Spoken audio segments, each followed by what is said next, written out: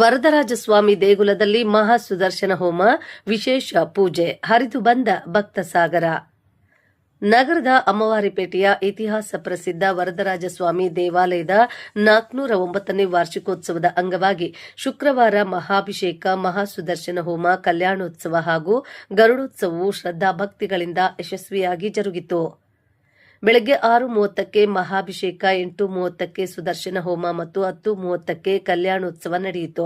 ಸಂಜೆ 6:30ಕ್ಕೆ ಗರುಡ ವಾಹನೋತ್ಸವ, ರಾತ್ರಿ 8 ಗಂಟೆಗೆ ಶಯನೋತ್ಸವ ವಿಜೃಂಭಣೆಯಿಂದ ಜರುಗಿತು. ಸಾವಿರಾರು ಭಕ್ತರು ಕಲ್ಯಾಣೋತ್ಸವದಲ್ಲಿ ಪಾಲ್ಗೊಂಡು ದೇವರ ದರ್ಶನ ಪಡೆದರು.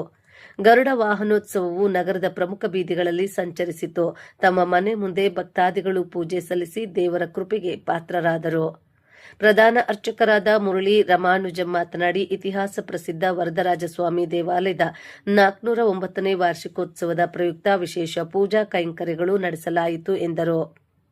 ಸಕಲ ಜೀವರಾಶಿಗಳಿಗೂ ಒಳ್ಳೆಯದಾಗಲಿ, ಕಾಲಕಾಲಕ್ಕೆ ಮಳೆಯಾಗಿ ಬೆಳೆ ಬೆಳೆದು ಜಗತ್ತು ಸುಭಿಕ್ಷವಾಗಿರಲಿ ಎಂದು ದೇವರಲ್ಲಿ ಪ್ರಾರ್ಥಿಸಿದ್ರು. ಇಡೀ ದಿನ ದೇವಾಲಯಕ್ಕೆ ಬರುವ ಸಾವಿರಾರು ಭಕ್ತರಿಗೆ ಅವಲಕ್ಕಿ, ಚಿತ್ರಾನ್ನ, ಪುಳಿಯೋಗರೆ, ಮೊಸರನ್ನ ಹಾಗೂ ಪೊಂಗಲ್ ಪ್ರಸಾದದ ವ್ಯವಸ್ಥೆಯನ್ನ ಮಾಡಿರುವುದಾಗಿ ತಿಳಿಸಿದ್ರು.